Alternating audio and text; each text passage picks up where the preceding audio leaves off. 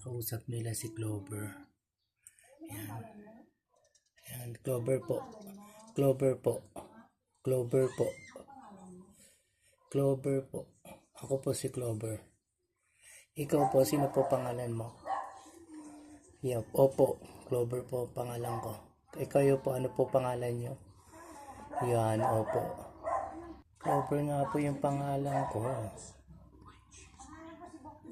Opo. Hindi po Clover po, hindi po Boknoy. Clover po, hindi po Boknoy. Yan, tatlo na po sila. Yan, tatlo na po sila nakikipag-usap sa akin. Ako po si Clover, hindi po si Boknoy. Clover po name ko, hindi po Boknoy.